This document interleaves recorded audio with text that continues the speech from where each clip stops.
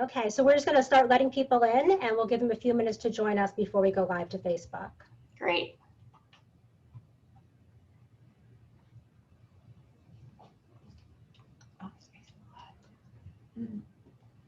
Should we share it? Should we share the Facebook Live?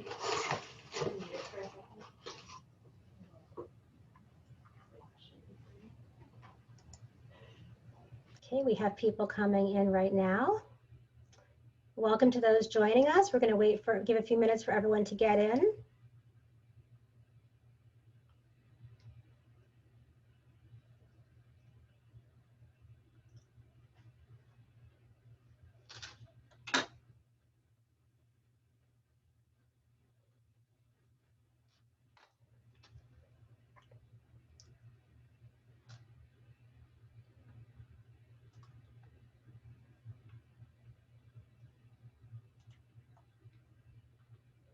Welcome to everyone as you join us. We're giving everyone a few minutes to join the webinar.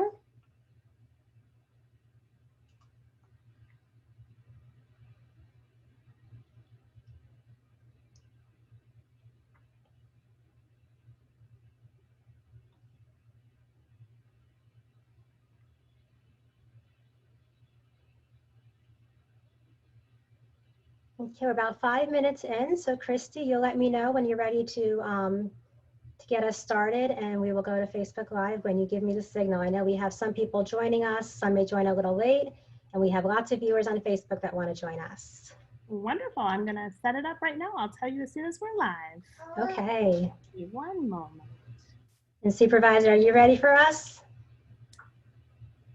Do you prefer Supervisor or Wendy? Oh, Wendy. Yes, it has fewer letters. Yeah, I'm actually doing important things like smelling hand sanitizer because we buy so much of it. That is important. Yes, we buy so much of it that we end up having to get whatever we can get, and sometimes it smells so bad that you're not sure it's worth it. That is a very important thing you're doing. I mean, let's see. Those things go.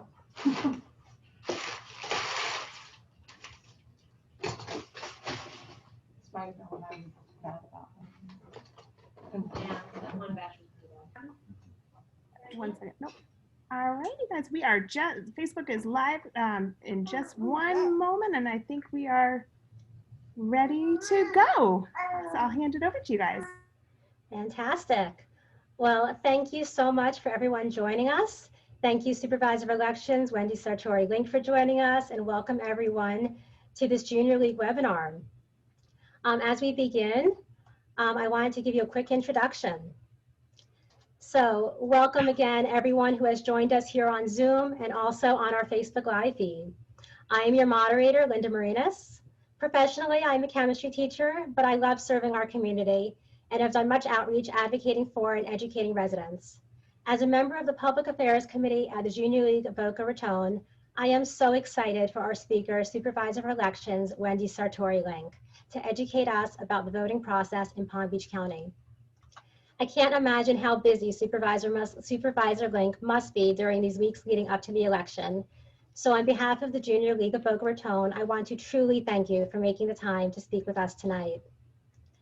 As a reminder to our participants with us on Zoom, please feel free to write any questions you may have for Supervisor Link in the Q&A section, which I will be monitoring throughout the webinar. Keep in mind, this is a nonpartisan event. This event is not to tell you who to vote for, but rather how to vote. Please make sure the questions relate to the voting process and how Supervisor Link can better educate us about ensuring that our votes count.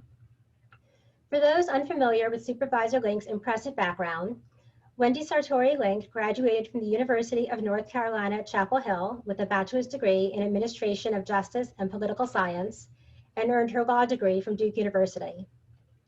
Prior to her appointment as Supervisor of Elections, she spent 25 years in the legal field as the president of a business law firm focused on commercial real estate and also in business consulting with an emphasis on strategic initiatives, crisis management, and leadership development. Wendy Sartory Link has been serving as our Supervisor of Elections since January of 2019, when she was appointed by Governor Ron DeSantis and was then re-elected in the past August election.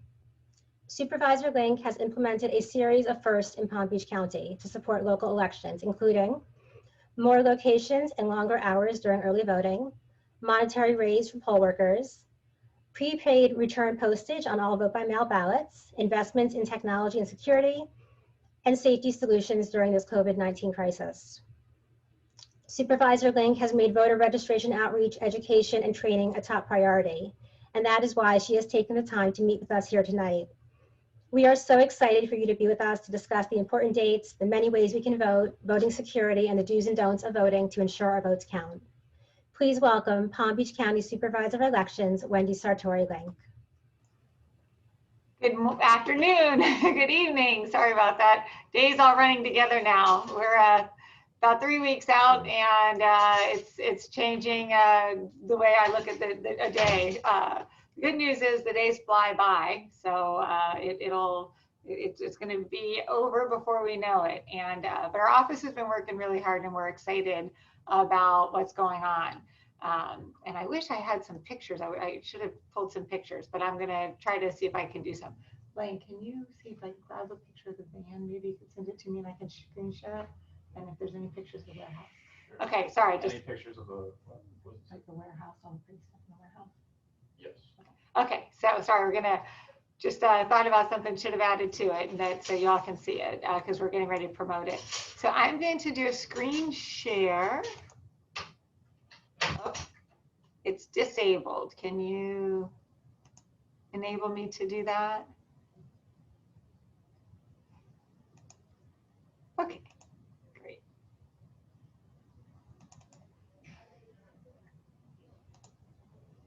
Okay, can you all see this now? Oops. Okay, great. So let's see. All right, so I wanted to, we're going to go through and just start.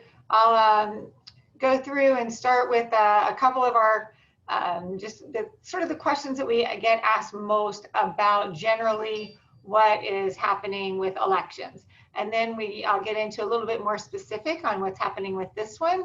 And then at the end, actually, I was just talking to Blaine, who is going to try to get me some pictures that I can show you of a couple of initiatives that we just started that we're really excited about. Okay, so jumping right in to November 2020, we have obviously a big thing coming up in 3 weeks, our general election. The deadline to register was October 5th. The state this year extended that by 1 day because the state had a lot of difficulty with their website that evening. They said due to unprecedented use. Whatever the reason was, they did extend it for another day till 7 o'clock on the 6th. We actually had, I know it was interesting, some of the counties, I know I talked to the supervisor in Duval, and on that extra day that they gave, they only had a total of 46 additional registrations. And I think that we had over 1,100 in person that came on the 6th, plus we had several thousand online on the 6th. So that extra day actually added a lot of registrants in Palm Beach County. Big important other date for you to remember is the deadline to request your vote by mail ballot. If you haven't already requested one and want to vote that way, is going to be 5 p.m. on October 24th. That is a Saturday, and our office will be open on that day to help accommodate those requests. But really, if you're thinking of voting by mail, you really want to go ahead and get that in, because with the mail and things that are causing some issues, we want to make sure that people get that request in early so we can get it to you, and you have plenty of time to research and decide what you want to do with whoever you choose to vote for. Early voting is getting ready to start. It's Monday. This coming Monday will be open October 19th through November 1st, which is the maximum number of days that you can actually do early voting in the state, and will be the maximum number of hours as well, from 7 a.m. to 7 p.m. I want to just start you with going through some stats. We currently have 1,022,921 active registered voters in Palm Beach County. So we hit that 1 million person mark about maybe a month or so ago. What's interesting about, you'll see this breakdown here that we have for the Democratic Party, the Republican Party, and the NPA and minor parties. And this percentage of 43% Democrat, 29% NPA and other, and 28% being the NPA or the Republicans, within about 1% as we go from big registration drives to a time where it's really slow. That may change, like I said, within a total of 1%. So that pretty much seems to be, at least over the couple of years that I've been here, that's what Palm Beach County is going to be. Right? COVID-19 is something that I know everybody, it's top of mind and something that we're all thinking about, and especially how is it going to affect elections. So I wanted to just chat with you. We'll start talking about vote by mail here in a minute, but wanted to talk about, if you choose to vote in person, what are some of the things that we're going to do to protect you? And so PPE, that's, we were very fortunate, even back in March when this started to become a bit of a thing, and then certainly into August, we were able to jump on it and got a lot of everything we needed. So we've got plenty. All of our poll workers will be wearing masks. They also we provide for them, if they want an additional facial shield. We provide all the masks that they want so they can change throughout the day if they haven't brought their own. Also, our poll workers are going to be taking their temperatures with disposable thermometers in the morning before they begin to work, so that make sure they don't have a temperature. We are also going to have them fill out the COVID questionnaire. So again, it's got everybody thinking and making sure that we are going to be as safe as we can. We have plexiglass shields that will separate the poll workers from the voters. We have individual pens. So in addition to your I voted sticker, you get an additional tchotchke to take home, and it's just a pen that says I voted. And that's so that when you get that, it'll actually be wrapped in plastic. You'll be able to use that, and you'll use it from the very beginning all through the end, and then just take it home with you so that we're not wiping down pens. If a voter prefers, would like to wear a glove, we will provide a glove for the voter if they don't bring their own. Same with a mask. If the voter doesn't bring a mask, we'll provide a mask for the voter as well. And we have our secrecy sleeves. We've thought about those, and since nobody quite knows how long this could last on paper or hard objects.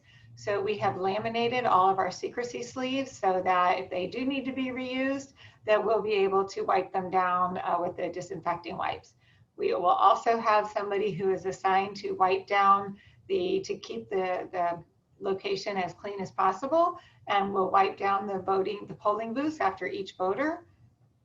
We've ordered, and we hope they will come in time. The booths, what you put around you. Certainly for early voting, we did get enough, and we've already put them in. So what we did was we made them double high.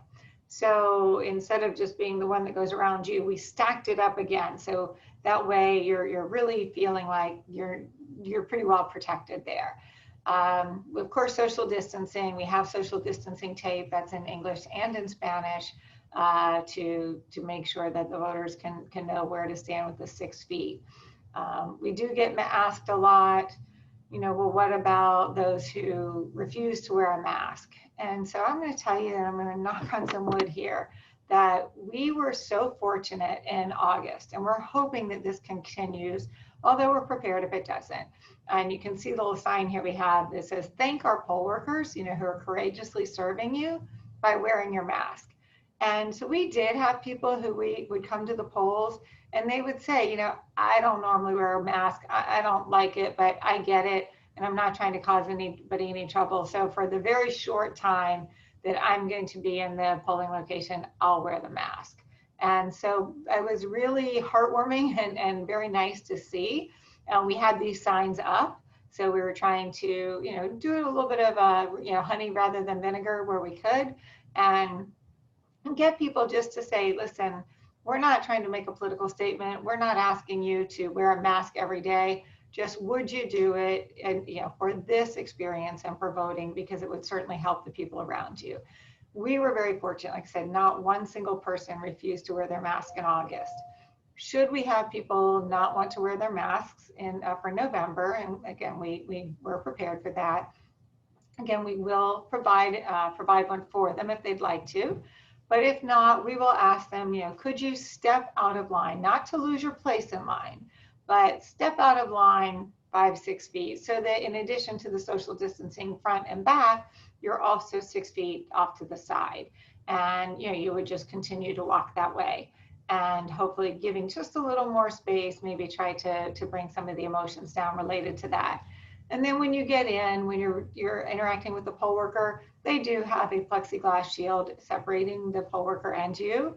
And then we will try to put you at a polling location, a booth that is a little farther off to the side, so that, again, you're not spreading anything to somebody else who's going to be concerned about that. And hopefully we're going to be able to kind of bring down some of the tensions that go around that.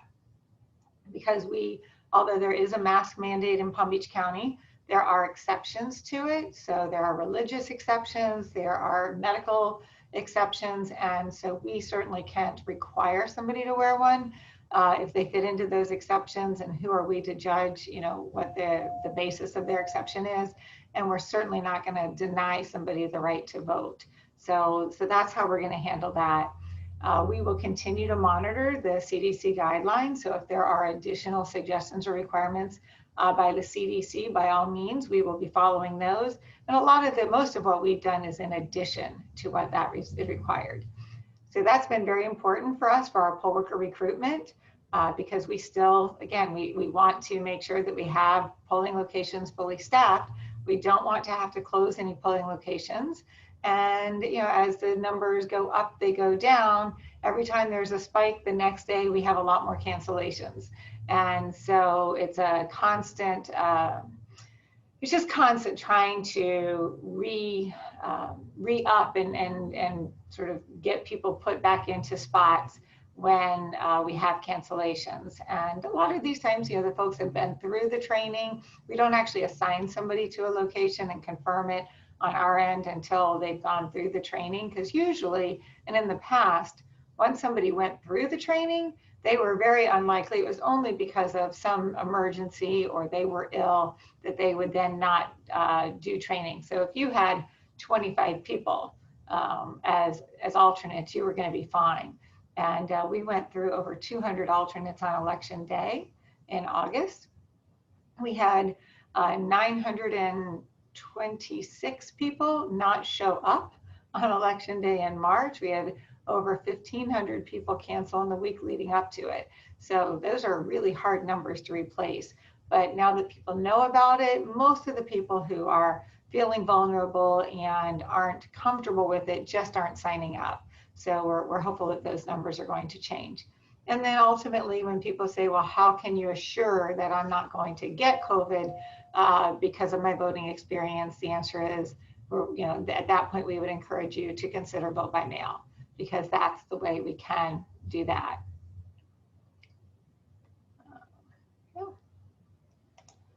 I have emailed those pictures too. Okay, great. All right, sorry. New voter registration system is what we have this year. When I first came into office, we did spend a lot of money on new voting equipment, and that was important, and it's what's kind of the flashy new toy that everybody sees. But the new voter registration system is what was the most work, because that changes everything that we do. The voter registration system is the backbone and the basis for how our office is run, how we process everything that comes through here. And so that was a big deal and a lot of work for the staff. So I want to give kudos where it's due. The staff spent a lot of time relearning and learning actually an entirely new system in their off year, when it's supposed to be when they catch their breath following the 2018 election, and they didn't get to do that. They obviously experienced a lot of changes in 2019, but we've done that. It's a much better system. It's going to take us into the future, and that's wonderful. One of the things that we are also able to do is, with that, we got a new website. That our website was in desperate need of updating. And so we've done that, and with our new system, we were able to tie it in. So for example, when early voting begins on Monday, you're going to be able to go onto our website, and in real time, it should update about every 30 minutes. it'll tell you how long the wait time is at each of the different early voting locations. So you'll be able to look, and depending upon where you are, look to see if it's better to go to one closest to your office, or on your way home from work, or as you head to the store, because you can go to any one of the 18 early voting locations. You don't have to go to the one closest to you. So we're hopeful that that will help people. Also, if you are on our website, you can track your vote by mail ballot. And that's going to be really helpful to people who, especially when they're trying to decide if there was a problem with their signature, or if they mailed it in and they want to assure that we got it. So that tracking, it tells you whether or not we've received your request for vote by mail. It tells you when we have mailed you your vote by mail ballot and to what address we mailed it. And then it will tell us when we've received it back from you. Once we've received it back from you, if there's a problem with that received button is going to turn red to let you know that there's an issue, and there'll be an alert underneath it letting you know that, hey, you got a problem, either you forgot to sign it, there's a signature mismatch, we show that you moved out of county, whatever it is. And it'll give you indication on how to cure that. If there's no problem with it, that's going to turn blue as well, like the rest of the tracking bars, and then you'll be set. On election night is when it will turn, 7 o'clock election night, it'll turn to counted. And I'll go ahead and address now, because it tends to be a lot of questions. Some counties do that differently, and that's up to each county how they're going to handle the tracking, because the tracking is quite a popular thing now.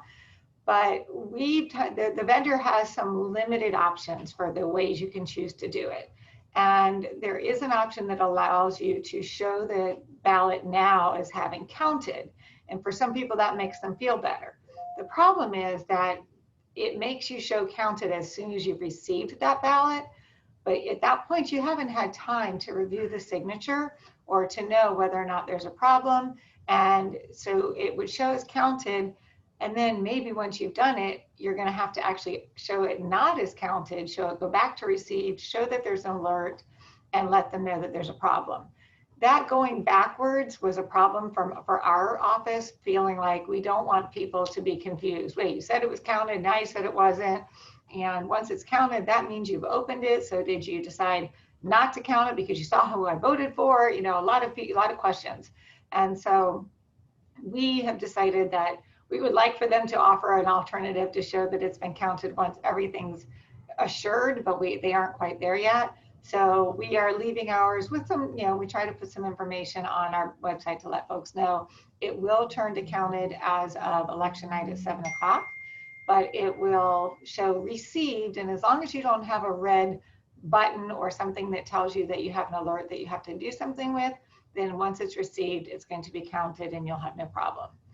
The other thing you can see on our website is voter turnout, and that will begin on our first day of early voting. And you're going to be able to go to any of our early voting locations, and you can scroll by early voting location to know how many people have shown up at that particular site. You can do it by precinct. You can look at it. You can disaggregate the data a number of different ways, by party, by all kinds of things. And you can also pull in the vote by mail, because at that point, we'll also be showing our daily vote by mail totals as part of that. So that'll be another interesting way that people can really be tracking. It doesn't, of course, tell you results, but it does tell you how many people have voted in that way. Adopt a precinct to have on the side. That's one of our new programs that I wanted to share with you. One of the other junior leagues actually did do this in our August election. And that is where we have said we're trying to get poll workers. That's a very important thing for us. And we know that sometimes for groups, it's a lot more fun if they can do it together and they're with their like-minded folks. And so we have this Adopt a Precinct program where you come in and say our group is going to adopt the entire precinct, the entire voting location, which actually often is made up of a couple different precincts. And once you do that, then you go through the training just like you would all poll worker training. And there's a couple of requirements, like not everybody can be from the same party. Depending upon your location, we may need you to have a Spanish speaker. If you don't have one, we'll provide one for you. But then you get to go and you can wear your junior, if you were all were doing one, you could wear your junior league shirts, and you'd have a sign out, past the 150 mark that we would say, this location is sponsored by Junior League or the Kiwanis or the Boys and Girls Club. Let's see. We have a list. We have the Kiwanis and Rotary Club, Leadership Palm Beach County, Quantum House, the Elks Lodge, the Markarian Group, Omega Sci-Fi, and Sunfest are a couple of the ones that we have so far.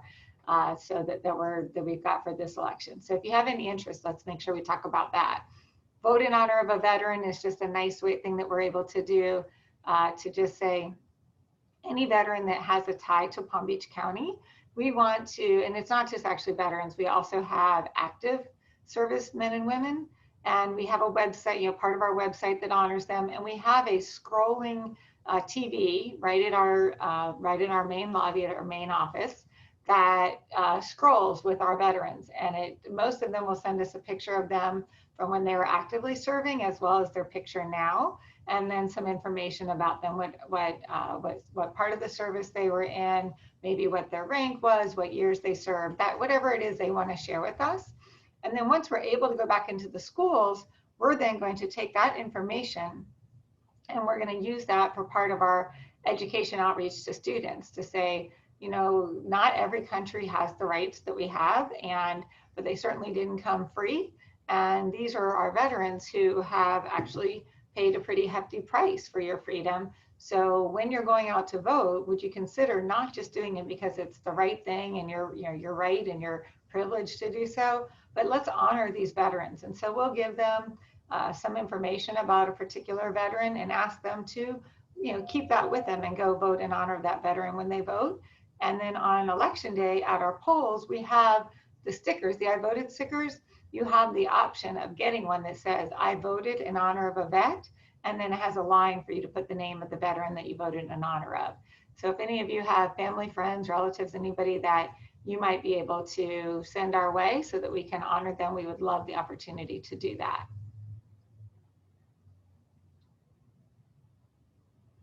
And make sure if I'm going too long and you want me to stop, you just do this to me or something. So election security is something that we get asked a lot about, so I wanted to share that with you. Sorry, my voice, I talk all day now, so it starts to go. Florida, we have decentralized elections, and that means that each county, we have 67 counties, each of the counties is responsible for putting on their own elections.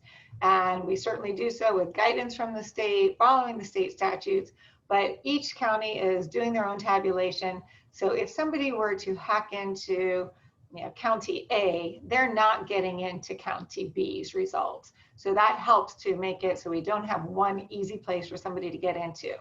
We also have paper ballots. Paper ballots are a staple in Florida. By law, every vote that is cast is going to have a paper ballot to back it up. Network security is something that all the supervisors are focused on. You want to make sure that everything we're doing, and of course, one of the biggest things that we do is we try to do a lot of education with our staff. They take the know before training that we really focus on. No matter what we do with firewalls or different things like that, if you kind of invite the bad guy in by clicking on the wrong thing on the website or on a website that you go to, or clicking on something on an email, all of our firewalls in the world aren't going to stop them if you're just going to invite them in. So this is just one of my little fish. I don't know if you can see it. So we say this is the only, everybody has these little plastic fish, and we tell them that's the only fishing that they should be doing. And we don't want anybody fishing in our pond here. That is very important to us that we keep our security really, really tight. We do have a cybersecurity specialist on staff whose job it is just to be monitoring those. We're working with Homeland Security, CISA, the FBI, the state cybersecurity navigators. We get updates every day from something called MS ISAC and EI ISAC, which are monitoring all of these things very specifically. We are also part of the Albert network, which is an intrusion detection system that's monitored by a Department of Homeland. And we were the last county to join that, and we joined that in 2019 after I got here. So we're now having somebody from Homeland looking at, are there a lot of intrusion attempts that maybe they're seeing they're trying to hit us as well as counties around us or something, and they can give us an alert, hey, this is something you need to look out for, because it's not just one of your many that hit every day where somebody's given it, you know, an opportunity or looking for an opportunity, but this one seems to be somebody really trying to get in. So they're looking at that.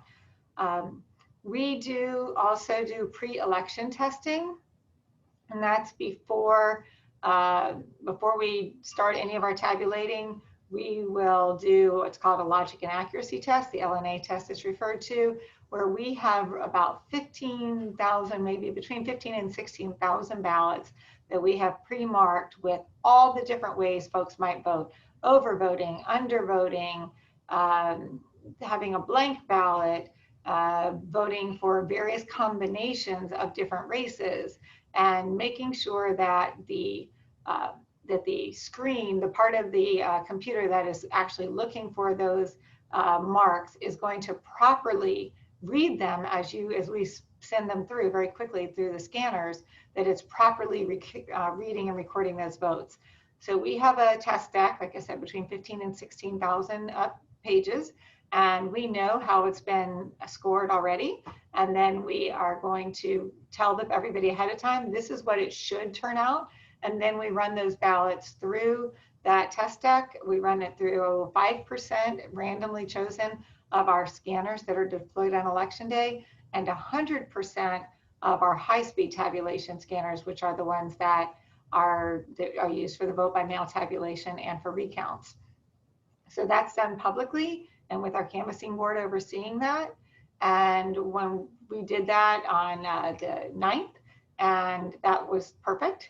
So we're very happy about that. That gives us then the ability to move forward with counting the ballots. At the end of the election, before we modem results, and we do modem results from the various locations back to our warehouse. But before we do that, where that machine is simply plugged into electricity, we will then hit close the polls, and it runs a results tape. We run 2 copies of that tape. One of them actually gets posted at the precinct for the public to see. And we often have a lot of the municipal elections, or the local candidates are going to be there because they want to see how they did at that location. And so people do come and look at those. But also the second one will come back to our office. And in the couple of days following the election, we are going to be looking at those results that were modemed in on election night and comparing them to the tapes that we received from every one of the machines. And we're going to assure that the machine tape is matching what was modemed in, so that we know that there was no change in that transmission of results by any way. And those don't go by the public facing internet anyway. They're through a direct secure modem. So again, it's not going across the regular internet, but that's one of the things we're doing. Finally, we have a post-election audit that's randomly drawn, you know, what race we're gonna look at from what precincts, and we randomly draw those, and then we by hand audit all of the votes to confirm that the way the machine's tabulating them is close enough for us to pass the election security test on the audit test on that. I know I've said it before, but I can't keep saying it enough. Poll workers are the backbone of the elections. And so we're asking everybody to pass along the information. We want people to be involved in this process. It's really the front line of democracy, and you do get paid to be a poll worker. We are actually going to be rolling out very soon. In the next couple of days, we're going to be able to offer one-time bonuses for incentive pay. So we are already one of the highest paid counties in the state for poll workers. Our poll workers are paid, depending upon what position you work, between $190 or $320 for the election. In addition to that, we're going to have incentive pay on top of that just for this election, because we know that it's a stressful election. We know that there are COVID considerations, and we want to really show our poll workers how much we appreciate what they're going to do. So we are going to be announcing incentive pay on top of that. Bilingual poll workers we're always in need of, and of course that's English and Spanish, but also we have poll workers who speak Creole, and when we do that we try to put them in areas that we know have a heavy population of Creole voters. But at every one of our locations we do have a language service available that has, I think it's 207 languages that are available for translation that the person can request, and we call and have that done that way. So if you are interested in being a poll worker, the best thing to do is to go online to pbcelections.org. Just go to the poll worker thing and do that. What will happen initially is we're going to send you confirmation. We're then going to send you the online portion, which is really tells you what being a poll worker is about and does the sensitivity training. Once you've completed that, then we will contact you so that we can get you put into a class, and we will always assign you to someplace close to your home, never farther than 10 miles from your home unless we speak with you ahead of time and ask for your permission to assign you someplace farther. So we try to keep people close to home. Last, we just want you to be prepared to vote. So review and update your voter registration, all the information you go before voting, and that's whether you intend to vote in person or vote by mail. Vote by mail ballots cannot be forwarded by law. So a lot of times we'll have where people have moved, they forgot that they never changed their address with us. They aren't too worried about it because they have forwarding service, but even if it's a premium service, the post office by law is not supposed to forward that ballot. So it comes back to us just undeliverable, and we call them trays of sadness because that person's not going to get their ballot in time to vote unless they call us and tell us, hey, I've been waiting for my ballot and it never came. And then of course, if you're voting in person, you can change your address right up through the election. And if you're at an early voting site, that's not going to cause you any problems other than just a little bit of extra time. But if you are voting on election day, because you have to vote in the precinct in which you are currently living, so if you have to change your address and you go to your old precinct because it's the one on your card, they're going to tell you you have to move and go someplace else to vote. And we know nobody wants to stand in line twice. So we want to make sure everybody's getting their most updated information. So of course, we want you to research the candidates that are on your ballot, know who you're voting for, because the ballot is 4 pages, which is really 2 pages front and back. We have an A card and a B card. The A card is going to be all of your candidates. The B card is the constitutional questions. So on our website under pbcelections.org, if you go to the My Status button, you can get your personalized ballot. It's the one that you are going to see on election day that has the races specific to your precinct. We also, if you don't have vote by mail, if you get vote by mail, then you won't get a sample ballot mailed to you. But if you are not getting, if you don't have vote by mail request on file, you should have maybe either this week or certainly by the weekend, you will be receiving your sample ballot in the mail with, again, and that is specific to you. So that is, your sample ballot will look different than somebody else's sample ballot because we try to make sure you know what you're going to be voting on. And if you do decide you want to vote by mail or avoid the lines, it's the one thing I can encourage people. I know a lot of people like to vote in person. And like I said, we're going to do everything we can to make sure we have enough poll workers, including incentive pay, and do everything we can with the PPE. But if this is one where you're just a bit nervous about it, don't take the chance that you get too nervous and you're not willing then to go vote on election day, because we don't want you to miss that opportunity. So at least request your vote by mail and have that as a backup option, so that should you decide you want to do that, you have the ability to. It's really important to know you do not have to vote by mail. Even if you've requested a vote by mail ballot, you can decide that you want to vote in person. You just make sure you haven't already sent it in. They'll be able to check, see that you have no voter history. They'll go ahead and check you in. Once you've checked in and voted, if you try to send your ballot in after that, it's not going to accept it. It won't accept it when it comes back to us, because it'll say this voter has already had voter history. and therefore it kicks it out and it doesn't get voted. And then it'll go to the canvassing board to say, hey, we did get this ballot in, but this is the proof that we have that this voter's already voted, and the canvassing board will then reject it. So, I promised to give you some updated numbers. As of today, we have 207,000 ballots already returned. We have a total of 467,272 vote by mail ballots that have been requested. So you can see we're not quite at half of those being returned, but we still have 3 weeks to go. So again, already have over 200,000 people in Palm Beach County who have already voted, which we find very exciting. So with that, I'm going to stop sharing the screen. And oh yeah, I do actually. I'm going to quickly. I was going to show you a picture of an initiative we have. I'm just going to bring my email up again real quick.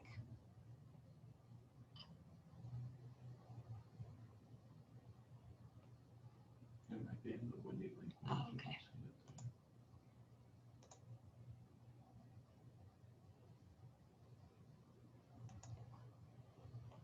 Okay, so here we have, well, this is, you can see we actually, if any of you have been to our warehouse before, we joke and say we put lipstick on the pig, because it is an 86,000 square foot big open warehouse. And so we wanted to say, we don't care in our office whether, who wins and who loses. What we care about is that it's a fair, accurate, transparent election. And so we wanted to celebrate that. We want to celebrate elections. We want to celebrate the fact that we have the ability to vote here, and that the election process really does work. So you can see here that we have some red, white, and blue going around here. This is our big van that I wanted to show you. Wendy, just to point out, you're not sharing the picture right now. Oh. Okay, thank you. It says I'm screen sharing, but I don't know. We're still seeing the screen from the presentation. Okay, sorry about that. We're gonna.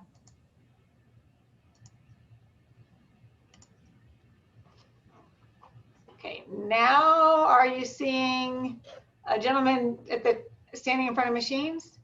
Yes, we are. Okay, so this is our red, white, and blue that we've got, and we have some other things. This was our logic and accuracy test. This is having all these machines lined up where we were feeding in the test ballots for them. Then we have our big van, and we are going to have 25 of these that are going to be deployed starting on Monday morning at 7 a.m. They'll be at each of the early voting sites. So 17 of our 18 early voting sites will have this van, and the 18th early voting site, the reason we don't have it there is because it's our Belle Glade office, and we already have a secure 24-hour drop box there. So in it, what we're doing is, because you do have the ability to drop your ballot off at an early voting location during the early voting hours, but we're really trying to just, again, if there are crowds, because we just don't know what it's going to be like. So if there are crowds, whether because of concerns about COVID, or if tensions are high because emotions are so high right now regarding the parties and the candidates, that we're trying to just keep as much separation as we can. So we are going to have these vans in the parking lot set up with 2 of our Supervisor of Elections workers. They'll be wearing shirts that indicate who they are. They will be under an umbrella with a chair. And tomorrow we have a press conference showing everybody what that setup's going to look like. But the big thing that'll be easy to see is this particular van. And so this van with our folks, and you'll be able to just drop it off right in at the parking lot without even having to go in if you want to do your vote by mail ballot that way. There's the back side of it. Oh, more pictures of the warehouse. There we go. So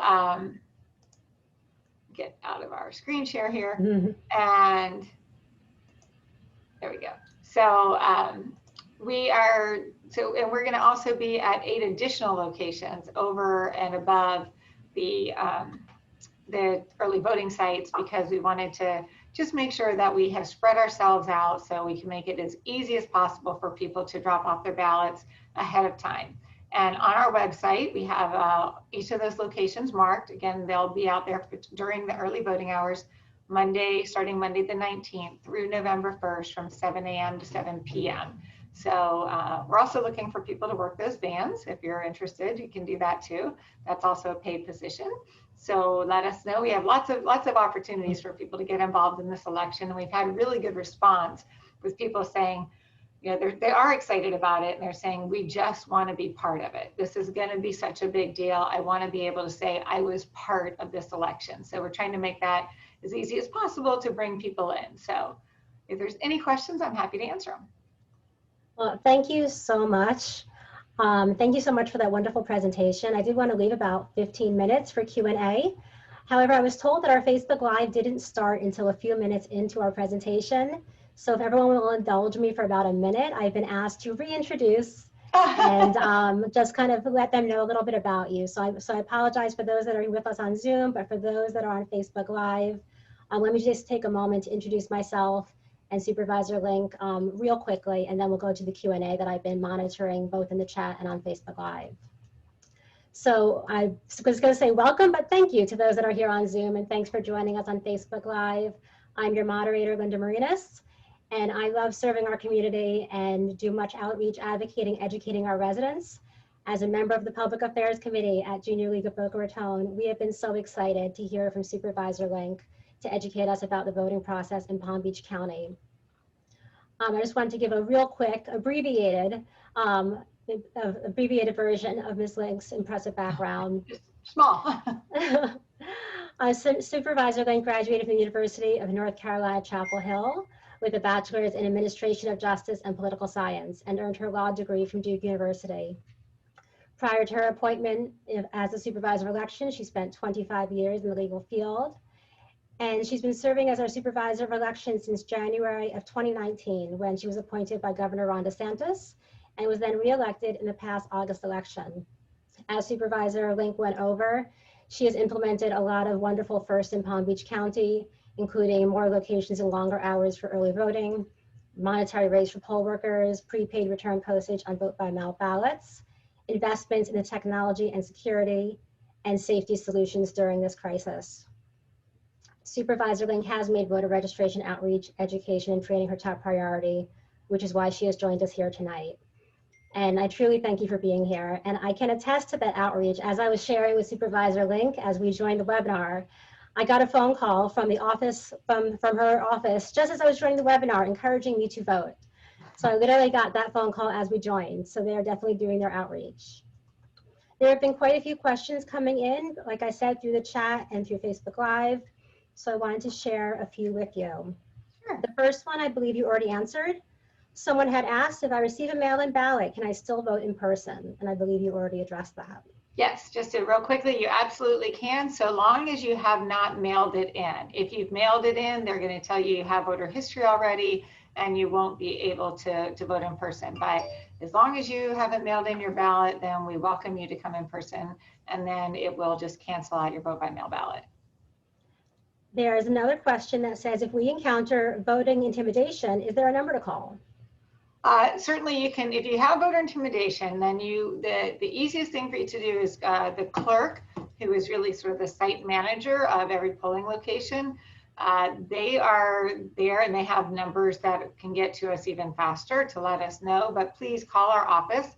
We have a large phone bank on election day to handle all these calls, and we will absolutely get to the information. Excuse me, we will send somebody out to look at it and take whatever steps are necessary, because voter intimidation obviously is something we don't permit. We have a question on our Q&A on Zoom. People want to serve food and drink to people who are waiting online to vote. Is that permissible? Serving it, as long as, yeah, the one thing that I've seen that is you can't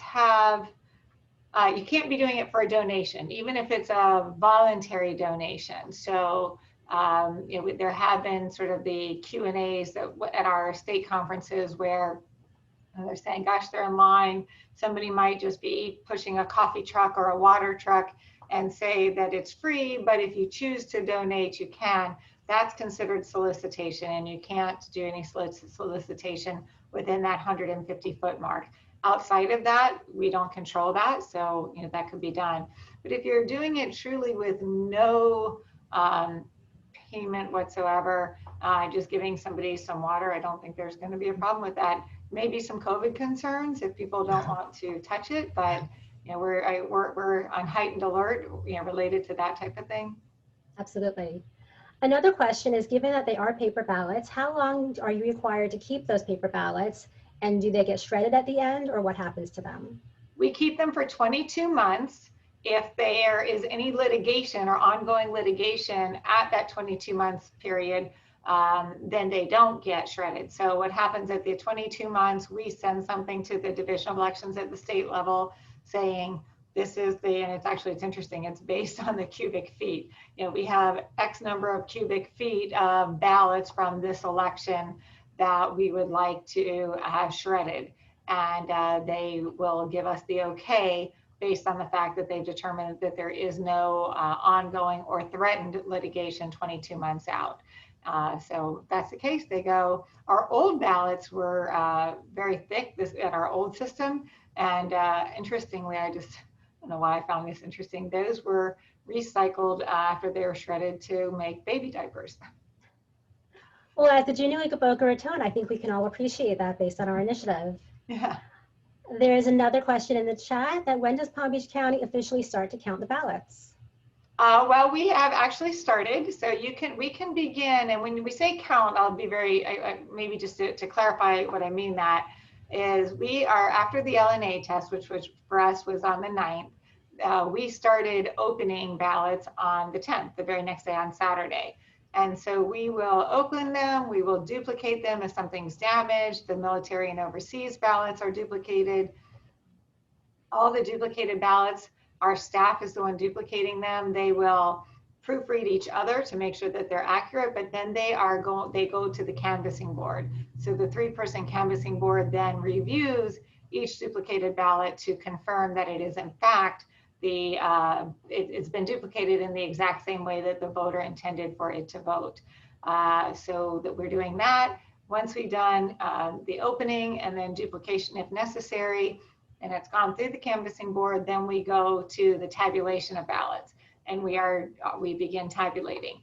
At this point, though, all that we can see when we're tabulating ballots is the total number that we have tabulated on each machine. And we're able to tell that because, of course, we have ballot accounting forms that we have to keep track of every ballot as it makes it through every process, with people signing off on it, making sure that it was secure between point A and point B, and that we have the seal numbers and things that go with that. So we're able to track the numbers. We are not able to see the tally of the individual results on any race until election night. Thank you. There's a couple specific questions about mail-in ballots, so I'll group them together. The first one is, the instructions say to use black ink. Will it really not be counted if they use blue ink or anything else? No, you can. Oh, sorry, go ahead.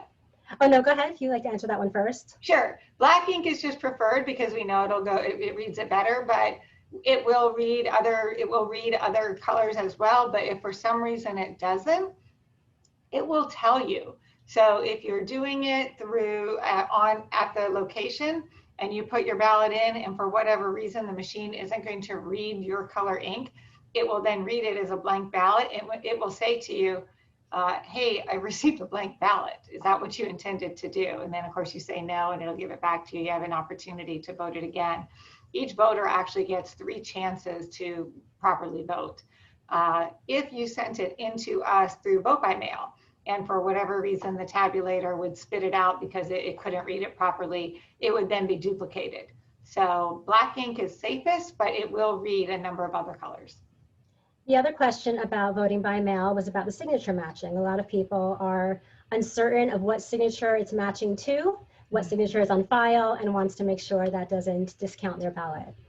Sure. So the signature that we're looking at is the signature we have on file for you, the most recent signature we have on file for you. So it could be the one that was there at the time you registered. If you've made any changes to your registration through the DMV, so say you went to the DMV to update your driver's license or something like that, and they ask you at the time, would you like to either register to vote Or would you like to make any changes? You're changing your address is usually what happens. We're going to update your address here. Would you like us to update it on your voter registration as well? If you say yes, and a lot of people do, then the signature we're going to have on file for you is your DMV signature. So you'll see once I learned that, and I learned that a lot of people don't really pay attention to their signature when they're signing it at the DMV because they've been there for hours, and then they just do the scribbly thing, and then it messes up their ballot. So we actually worked with the tax collector, and she was gracious enough to agree to allow us. We printed up signs. So there's a sign at every single kiosk where you will sign there's at least supposed to be, when you are signing, that says, warning, this could be your official voting signature, so that you'll think about that when you're signing your license. But we're going to look at that.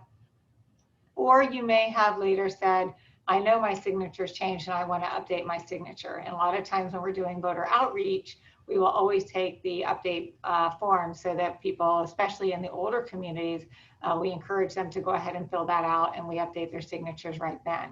But if for some reason it doesn't match, or if you forget to sign it, a couple things are going to happen. First is we're going to send you a letter, because we know that we have your proper address because we already got you your ballot. And so we're going to send a letter to you right away. And then if you have provided for us on your ballot, there's a couple of places that are optional for you to fill out, but that we're required to request them by statute. You do not have to fill them out if you don't want. And that is for your email address, a home phone, or a cell phone. If you have given us that information, then in addition to us sending you the letter, we will also reach you through those methods so that we can get to you faster to let you know that there's been an issue with your signature. And then of course, the other way is it'll also show up on our website if you go to your My Status page. But that's how we're going to do our best to reach you, to teach you, or to tell you how you would cure that. Especially with COVID, it's important for people to realize that they do not have to come into our office to cure. They can cure it by sending it back to us in the mail, or they can even email it to us, because we're going to take it every which way we can in order to get your vote to count. That's great to know. And we have a lot more questions coming in, so I appreciate if you can stay maybe 5 minutes later with us. Sure, no problem. So we can get all these questions answered. No problem. One of the questions is that people know that you have to receive the ballots by election day. So when is the last day truly they should get them in the mail, other than that they should get them in today and as soon as possible? When is the last day that you would suggest to make sure they it's received? So that's a really tough call. I mean, our standard answer, not to be cute or anything, is always today. Get it in as soon as possible. But I would say a week to 10 days out. If you're in Palm Beach County, a week to 10 days, you're probably going to be in pretty good shape. One of the things, if you find yourself that you need to do that, and don't forget, we did make postage prepaid. So that does make it very convenient for you. So don't be holding it because you think you have to, go get your stamp. So it is postage prepaid. As soon as you finish that ballot, drop it in. But a week to 10 days should work. But if you feel like you got it in too late, go to that tracking mechanism on our website. Because if it's been too long and we haven't received it and you're getting nervous, you can actually come into our office. We'll give you a second ballot. You can get it right there, vote it outside in your car if you want even, and drop it back into us. And then what happens is your first ballot to be received by us is the one that's going to count. So at that point, you have 2 live ballots out there. Your other one maybe comes back after the fact. Then the first one that we receive is the one that counts.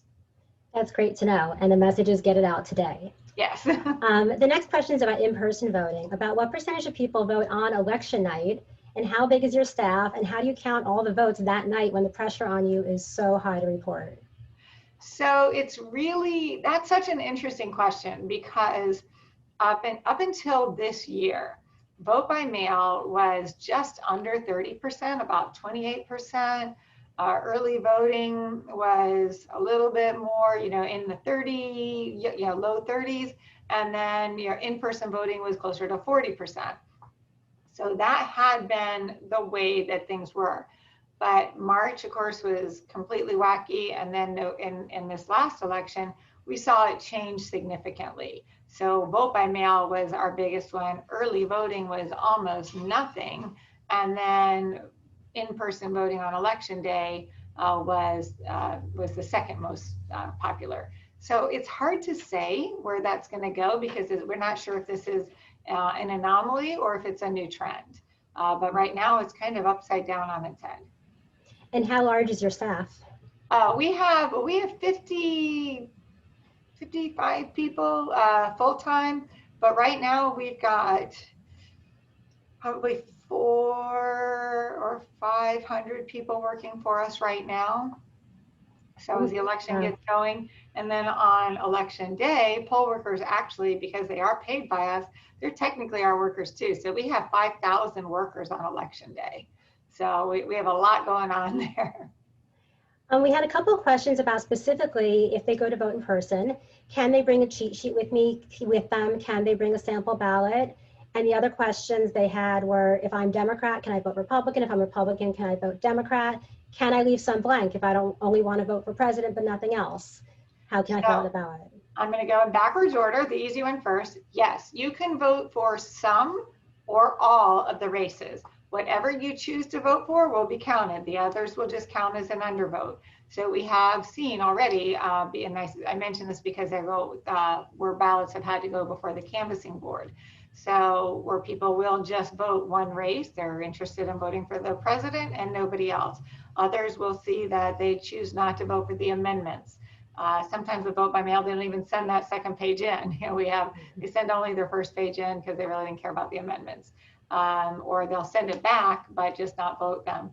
A lot of people don't know all of the races. They don't know the Soil and Water Conservation District, or they're not sure about the Port of Palm Beach or different races that are going to be in that area. So those will be undervoted, but that's okay. Whatever you vote for is going to count.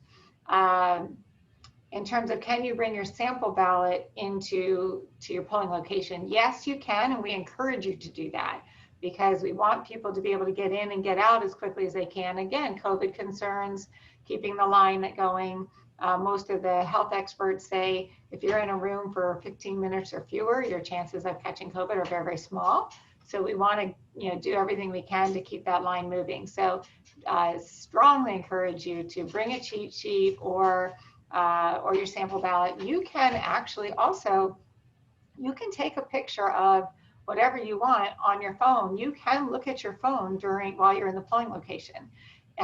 You just can't be taking pictures of people in the polling location. Nobody else wants you to be in your photo. But if you're looking at your picture yourself that you used as a guide for voting, you can absolutely do that. The only thing you cannot do is if you brought a vote by mail ballot with you because you had gotten a vote by mail ballot, but now you want to vote in person, you cannot bring that vote by mail ballot in. You can take a picture of it, but that would be 2 live ballots in because your vote by mail ballot is live, as would be your voting in person. So you can only have 1 live ballot at a time. So what we would do then is either ask you to leave it in your car, or what we'd really prefer to do is we would take it and spoil it. You would spoil it so that you're the only person seeing it. The poll worker's not seeing how you voted. You will spoil it right across the front and you will deposit it into our spoiled ballot bag, and then you'll go vote. So, and I think there was a third question, but I don't remember what it was. I think the third one was if they're a Democrat, could they vote Republican and vice versa? So, right. So as opposed to the primaries, Florida is a closed primary state currently, at least. That is actually one of the questions on the amendments. But it is currently a closed primary state. And so on the primary, you can only vote in the party to which you're registered. But for the general, everybody can vote for every race across the ballot. So I've been multitasking and monitoring the Q&A, the chat, and the Facebook Live. And I think I've addressed all the questions. So I'm going to end with a question of my own. Okay. So as a woman in such a high priority visible role, what made you want to pursue such a path? So I wasn't something I was looking for initially. I sort of stumbled into it, or it fell to me, and I had no intention initially of going more than the first 2 years. I was going to finish this election and then was going to go back to my private life. But being here, I actually really caught the bug. There is something special about doing what we do, and as I mentioned earlier, that we're celebrating elections at our warehouse, and it looks like that. what we do really matters here, and it's going to affect the outcome of a lot of very important races. And so it's something that's a really unique way to serve. And I've enjoyed it. There's some great folks here that I've had the opportunity to work with, and a lot of opportunity to kind of change some things around. So I got excited about that and decided to try to stay. And I was fortunate enough that the voters allowed me to do that. And we are fortunate to have you in that position. As I started this webinar, I thanked Supervisor Link for all the effort she's done to make mail-in ballot more accessible, to make voting more accessible. And we thank you so much for taking the time to be with us here tonight. I can't imagine how busy you are these weeks leading up to the election. So thank you so much for educating all of us. And we, of course, will educate all of our family and friends. Good. And thank you for answering our questions here tonight. It's my pleasure. Thanks so much for having me. Thank you. Bye-bye.